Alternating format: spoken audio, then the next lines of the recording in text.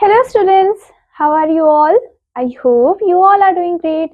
Welcome to your SST class. So in previous class हमने अपने chapter number 5 को cover किया था and I hope कि आपने अच्छे से उस chapter को revise कर लिया होगा.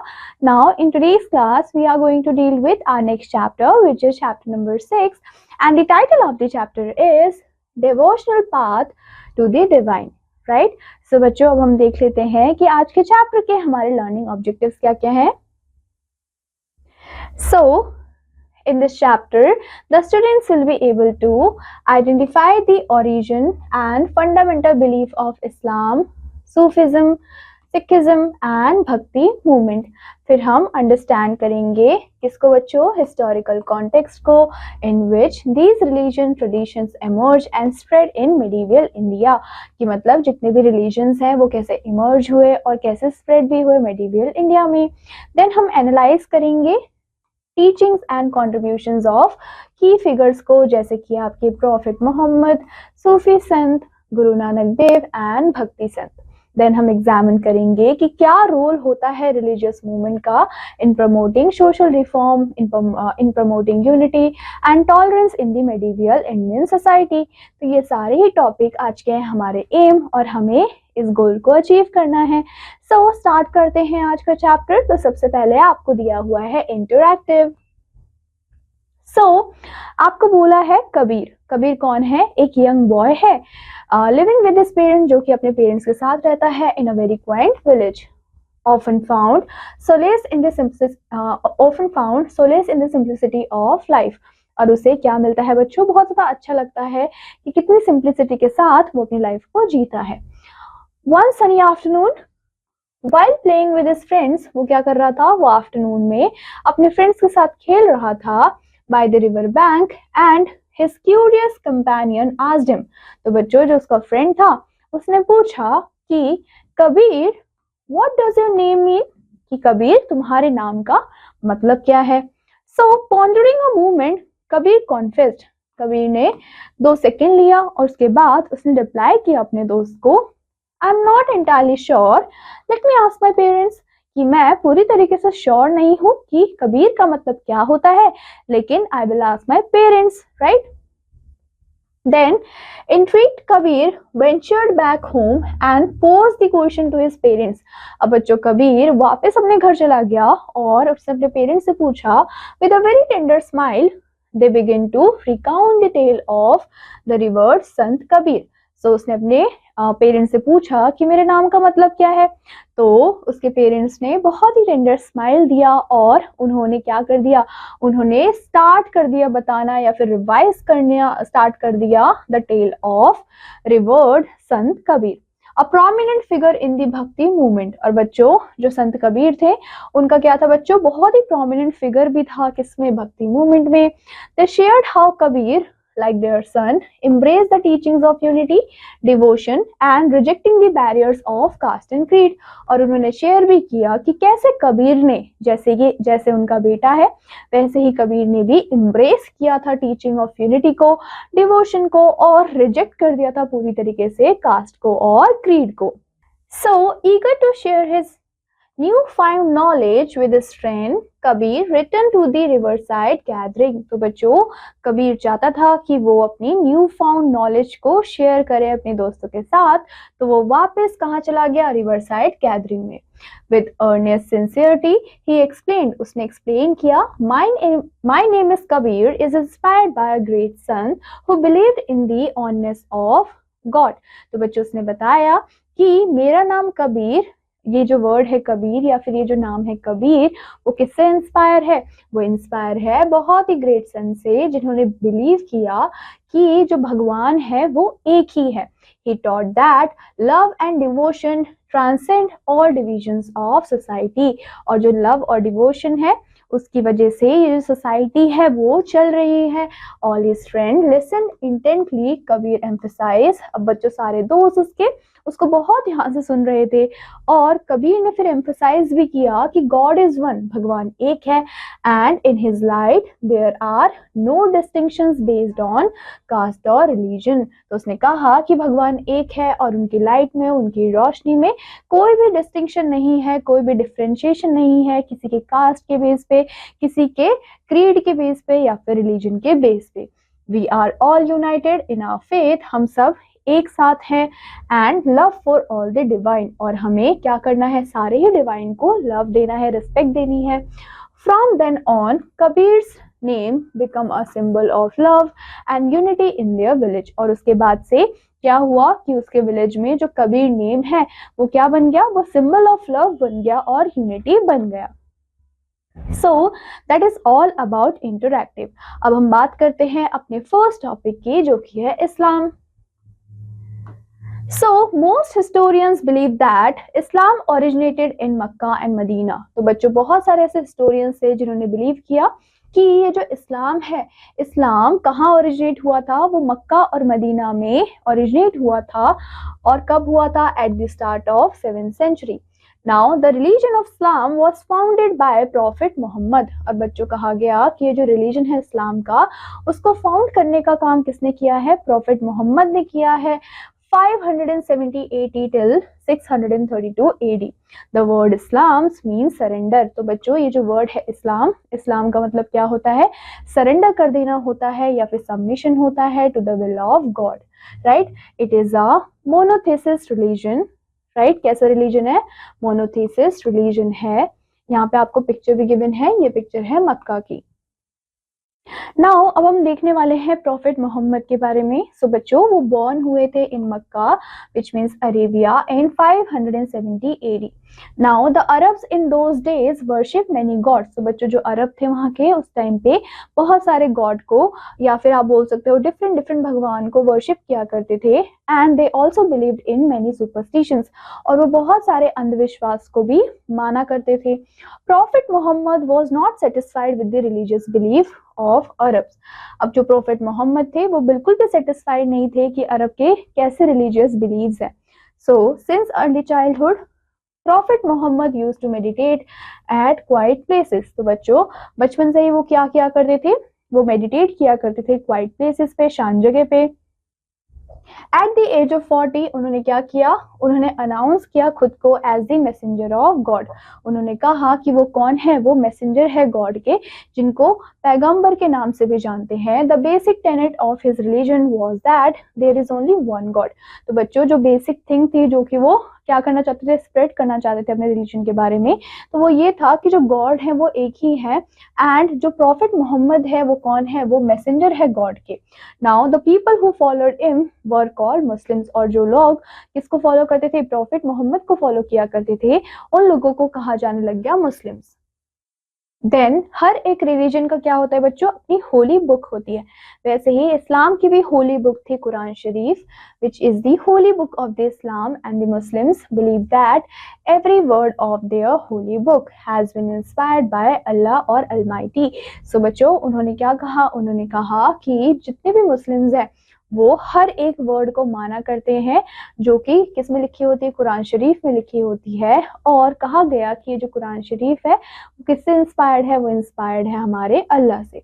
Then in 622 AD Muhammad Sharif preached his principles of Islam. अब 622 AD में क्या हुआ, जो मोहम्मद साहिब थे उन्होंने क्या किया, उन्होंने प्रीच किया प्रिंसिपल्स ऑफ इस्लाम को। And Muhammad along with his followers उन्होंने क्या किया, he left Mecca for Medina. तो उन्होंने क्या किया, उन्होंने मक्का को लेफ्ट किया फॉर मदीना, जो कि कहाँ पे था, अरेबिया में था। नाउ द इस्लामिक कैलेंडर, जिसको हम हिजरी के नाम से भी जानते हैं, स्टार्ट्स फ्रॉम दैट ईयर। और बच्चों जो इस्लामिक कैलेंडर है वो भी उसी साल से शुरू होना स्टार्ट हुआ। इन द बिगनिंग जो पीपल थे मक्का के, उन्होंने बहुत ज्यादा अपोज किया strongly, but in the end हुआ क्या, उन्होंने सारे प्रिंसिपल्स को मान लिया।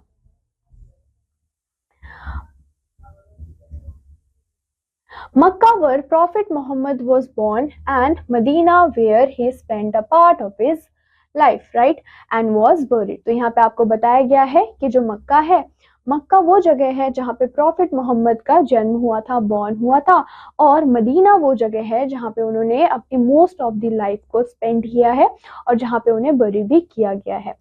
ये दोनों ही क्या है बच्चों, दोनों ही होली सिटीज हैं फॉर द मुस्लिम्स।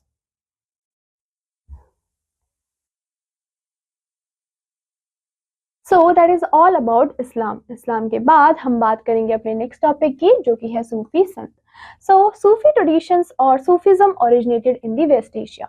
तो बच्चों ये कहाँ ओरिजिनेट हुआ? ये ओरिजिनेट हुआ आपके वेस्ट एशिया में। और कब हुआ? From 9th century onwards, right. Now it was a movement parallel to the Bhakti movement. तो बच्चों ये क्या था? ये एक ऐसा मूवमेंट था जो कि पैरेलली स्टार्ट हुआ किसके? भक्ति मूवमेंट के। Now Sufi settled in different parts of India. जो सूफीज हैं वो सेटल होने स्टार्ट हो गए in different different parts of India and ask people to love God. उन्होंने लोगों से कहा कि आप गॉड से लव करो, एक अपनी सिंपल लाइफ को जियो एंड ट्रीट करो एक दूसरे को इक्वली। मतलब कि कोई भी डिस्क्रिमिनेशन मत करो, कोई भी भेदभाव मत करो, राइट। अब बच्चों ये जो वर्ड है आपका सूफी, वो डिराइव हुआ है सूफ से, जिसका मतलब होता है wool. They were so called as the mystic saint from the Persia. उनको क्या कहा जाता है कि वो मिस्टिक संत है from the Persia because they वोर शॉल्स, क्योंकि वो शॉल को पहना करते हैं, जो कि किससे बना होता है? जो कि कोर्स वूल से बना होता है। सो यहाँ पे आपको पिक्चर भी गिवन है। ये पिक्चर है दरगाह ख्वाजा मोइनुद्दीन चिश्ती अजमेर की। Now the Sufi sant were against the orthodox ideas of ulema. बच्चों ये किसके अगेंस्ट थे? सूफीज अगेंस्ट थे जितने भी ऑर्थोडॉक्स आइडियाज है किसके? उलेमा के, उसके अगेंस्ट थे। Now some of the prominent Sufi saint were Khwaja Moinuddin Chishti, Baba Farid and Nizamuddin Auliya. ये क्या है बच्चों? ये आपके कुछ प्रोमिनेंट सूफी सेंट है। Then coming to our next topic which is Khwaja.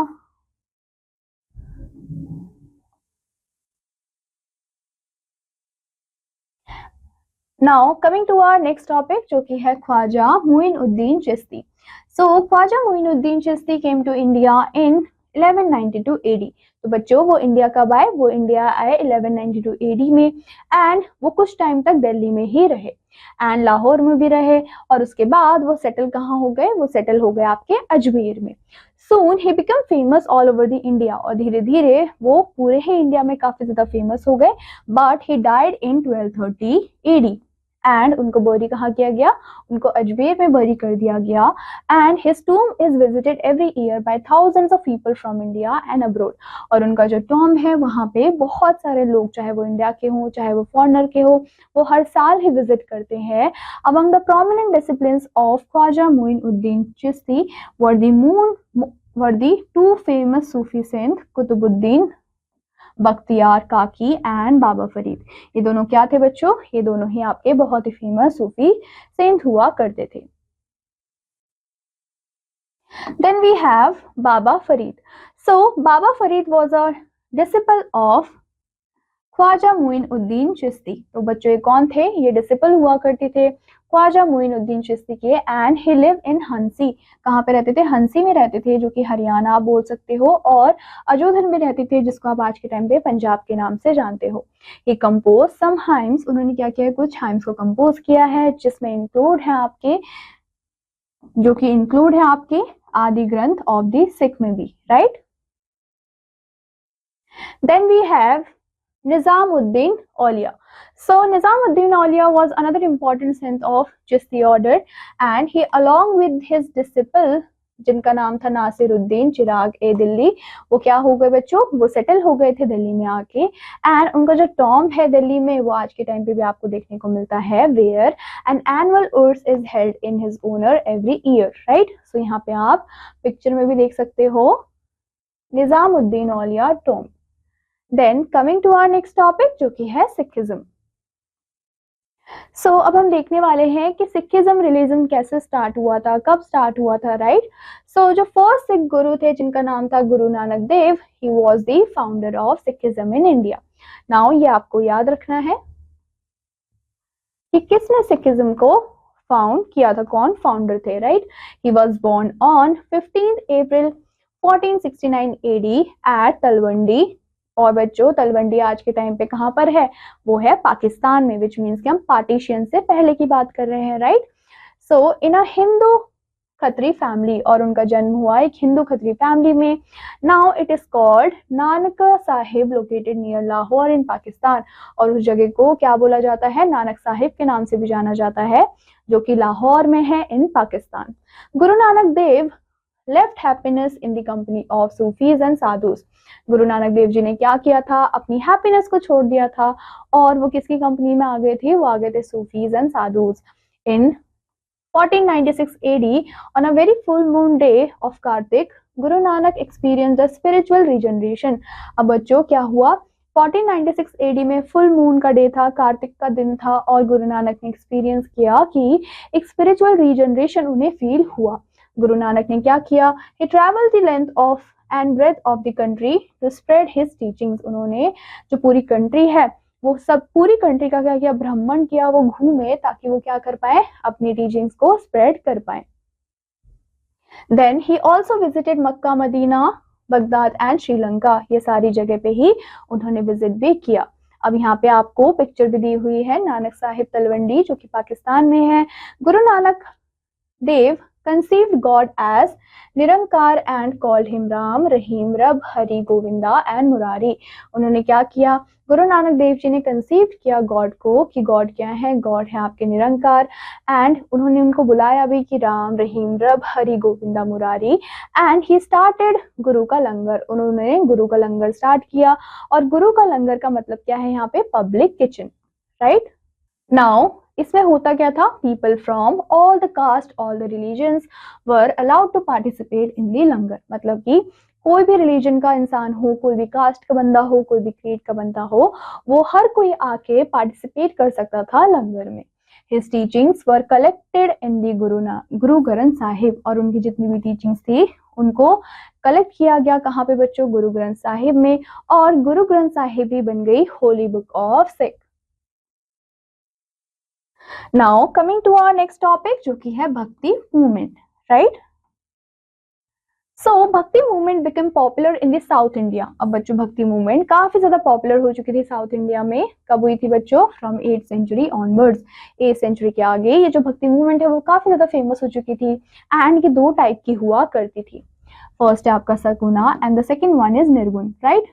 Now the difference between two form is while the followers of Sagun worship their gods in different ways, right। अब बच्चों सगुन में क्या हो रहा था कि वो अपने गॉड को डिफरेंट वेज में वर्शिप कर रहे थे, पूजा कर रहे थे, जबकि जो निर्गुण थे वो बिलीव ही नहीं करते थे आइडल वर्शिप में, राइट। हाउएवर जो फॉलोअर्स थे दोनों सगुन और निर्गुण के, उन्होंने बिलीव किया in the philosophy of Advaita as mentioned in the Upanishad. Now the Bhakti movement started in Tamil region. Bhakti movement कहाँ स्टार्ट हुई थी, तमिल रीजन में स्टार्ट हुई थी by 12 Vaishnav Sant known as Alvars and 63 Savior Sant which is known as Narayans। तो बच्चों इन लोगों ने क्या किया था, इन्होंने स्टार्ट किया था भक्ति मूवमेंट को। नाउ यहाँ पे आपको पिक्चर गिवन है, ये पिक्चर है आपके रामानंद की। ड्यूरिंग 15th सेंचुरी क्या हुआ, it become very popular in north India as well. And जो रामानंद थे a Bhakti saint was a force behind the popularity of his movement. और बच्चों कहा गया कि जो रामानंद है उनका बहुत बड़ा रोल था भक्ति मूवमेंट को पॉपुलर होने के लिए। And Kabir was his most radical disciple. Kabir कौन थे, कबीर उनके बहुत ही रेडिकल क्या थे बच्चों, डिसिपल हुआ करते थे। And Kabir was a follower of the nirguna from the bhakti. और कबीर किसके फॉलोअर थे, कबीर फॉलोअर थे निर्गुणा के। Now Chaitanya Dev, Mirabai, Vallabhacharya, Surdas and Tulsidas were some great saint of this period. तो यहाँ पे आपको सबके नाम गिवन हैं जो कि आपको याद रखने हैं। सबसे पहले हम बात करते हैं चैतन्य देव की। From 1486 till 1533 AD, right. Chaitanya Dev एक बहुत ही फेमस रिलीजियस टीचर्स थे ऑफ बंगाल एंड वो बॉर्न हुए थे नदिया में which is a place in west Bengal, right. और कब हुए थे, 1486 AD में। And he renounced the world at the young age of 25। Now जो चैतन्य देव थे वो बिलोंग करते थे कृष्णा कल्ट से एंड ही पॉपुलराइज्ड कीर्तन in praise of Lord Krishna. और उन्होंने क्या किया, उन्होंने बहुत सारे कीर्तन को पॉपुलराइज कर दिया एंड वो प्रेज करते थे लॉर्ड कृष्णा की। His method of teachings was by singing and dancing. और बच्चों जो उनका मेथड था टीचिंग का वो क्या था, वो सिंग करते थे, वो डांस करते थे और अपनी टीचिंग्स को देते थे। His teachings are contained in चैतन्य चरित्रमित्रा। और बच्चों उनके जितने भी टीचिंग्स हैं वो किस में कंटेन्ड है, वो आपके कंटेन्ड है चैतन्य चरित्र वृता में, राइट। तो यहाँ पे आपके पास पिक्चर भी है, तो ये पिक्चर है आपके चैतन्य देव की। देन आते हैं बच्चों मीराबाई, राइट। सो मीराबाई कौन थी? मीराबाई एक राजपूत प्रिंसेस थी who married into royal family of Mewar in 16th century. तो मीराबाई कौन थी? एक राजपूत की प्रिंसेस थी और उनकी शादी हुई थी एक बहुत ही रॉयल फैमिली ऑफ मेवाड़ में। और कब हुई थी? वो हुई थी 16th सेंचुरी में। वो बहुत ही बड़ी डिवोटी थी भक्ति लॉर्ड कृष्णा की। And living behind the luxurious of palace, Mirabai travel barefoot over most of Rajasthan. लेकिन उन्होंने जितनी भी अपनी लग्जरी लाइफ थी उन सारी चीजों को छोड़ दिया था और उन्होंने ट्रैवल किया था नंगे पैर पूरे राजस्थान में। जो उनके सॉन्ग्स है वो काफी ज्यादा पॉपुलर हो चुके थे with the masses in Rajasthan and Gujarat. Some 1200 to 1300 prayerful ऐसे सॉन्ग्स है या फिर भजन है जो कि एट्रीब्यूट हुए हैं to her, are very popular throughout the India. And उनको पब्लिश भी किया गया है in several translations worldwide. Now अगर हम देखें तो भक्ति ट्रेडिशन में वो बहुत ही ज्यादा पैशनेट थी कि कैसे प्रेज करना है लॉर्ड कृष्णा को। Meera, a Rajput princess, was born in Kurki, which is Kurki, a very छोटा सा विलेज इन नियर मेत्रा and which is presently in the Pali district of Rajasthan in north west India. Now जो उनके फादर थे जिनका नाम था रतन सिंह, वो कौन थे बच्चों? वो वॉरियर थे राठौर क्लैन के एंड सन थे of Rao Jodha of Mandore 1416 till 1489। और वो फाउंडर भी थे सिटी ऑफ जोधपुर के इन 1459। एज एन इन्फेंट जो मीरा है, Meera become deeply enamoured of an iconic doll of Krishna on by a visiting holy man, right. तो उन्होंने क्या किया? She was inconsolable until she possessed it and probably kept it all her life. अब जब वो छोटी थी उस टाइम पे क्या देखा उसने कि एक लॉर्ड कृष्णा की मूर्ति थी, तो उससे वो काफी ज्यादा प्रेरित हुई और उन्होंने कहा कि उस मूर्ति को वो खुद ही रखना चाहेंगी और उन्होंने रखा भी पूरी अपनी life, right. Her mother was supportive of mirage religious tendencies. और जो उनकी माता थी, जो उनकी मदर थी, उन्होंने काफी ज्यादा सपोर्ट भी किया कि मीरा की जितनी भी रिलीजियस टेंडेंसीज है उनको। अब यहाँ पे आपको पिक्चर भी दी गई है, ये पिक्चर है आपकी मीरा बाई की, राइट। जो मीरा का मैरिज था उसको अरेंज कर दिया गया बहुत ही अर्ली एज में एंड ट्रेडिशनली ये हुआ प्रिंस भोजराज से, the eldest son of the Rana Sanga of Chittorgarh. Her new family did not approve of her piety and devotion when she refused to worship their family deity and maintained that she was only truly married to Krishna। और बच्चों उसके बाद क्या हुआ? शादी के बाद जब वो अपने हस्बैंड के घर गई तो वहां पे उनके जो भी डिवोशन है उसको एक्सेप्ट नहीं किया गया, अप्रूव नहीं किया गया और उन्होंने कहा कि वो उनके जो फैमिली डीटी है उनको फॉलो नहीं करेंगी। और उन्होंने ये भी कहा कि वो क्या है, वो ओनली ट्रूली मैरिड है, किससे? कृष्णा से। So then we have Vallabhacharya. Vallabhacharya का बॉर्न हुआ था तेलुगु ब्राह्मण फैमिली में और वो सेटल हुए थे बनारस जो कि उत्तर प्रदेश में है। He was a follower of Krishna cult and वो कहाँ रहते थे? वो वृंदावन रहते थे जो कि मथुरा के पास है। And he wrote commentaries on Bhagavad Gita. उन्होंने बहुत सारी कमेंट्रीज भी लिखी है भगवद गीता पे एंड ब्रह्म सूत्र पे। He asked his followers to worship God through bhakti and devotion. वो अपने फॉलोअर्स को क्या बोलते थे कि तुम भी वर्शिप करो गॉड की through bhakti and devotion. And उन्होंने बहुत ज्यादा एम्फसाइज किया था सेल्फ कंट्रोल पे। अब यहाँ पे आपको पिक्चर भी गिवन है, ये पिक्चर है वल्लभाचार्य की। Now then we have our next topic which is Vaishnav Vairashism, right? Earlier we discussed how the Tamil Bhakti movements focus on the temple worship influenced the emergence of Vaishnava movements. तो बच्चों अगर हम देखें तो अर्लियरली हमने क्या किया है, अर्लियर हमने डिस्कस किया है कि ये जो कैसे जो तमिल भक्ति मूवमेंट है वो फोकस करते हैं कि टेम्पल वर्शिप होनी चाहिए और उन्होंने इन्फ्लुएंस भी किया कि बहुत ज्यादा इमर्जेंस है, बहुत ज्यादा नीड है किसकी बच्चों? Vaishava movement की, right? And it is started by Vaishvana along with the followers like Alma Prabhu and Akka Mahadevi. This movement took root in Karnataka and around the mid 12th century। तो ये बच्चों ये जो movement है उसने एक root पकड़ लिया कहाँ पे? कर्नाटका में। और कब? Around mid 12th century। The Vaishyavis advocated for the equality for all the people. तो इन्होंने कहा कि हर एक इंसान को इक्वली ट्रीट करना चाहिए. Challenging traditional Brahmanical views on caste and treatment of women. और उन्होंने बोला और चैलेंज भी किया कि ये जो ब्राह्मणिज्म में क्या हो रहा है कि जो भी ये कास्ट सिस्टम फॉलो हो रहा है या फिर जैसे भी ट्रीट किया जा रहा है वुमेन को, वो एकदम गलत है. They also rejected all forms of rituals and idol worship. और उन्होंने क्या किया, उन्होंने पूरी तरीके से रिजेक्ट कर दिया कि जितने भी फॉर्म्स में रिचुअल्स होते हैं या फिर जो भी आइडल वर्शिप की जाती है वो एकदम गलत है, अपोज किया उसका.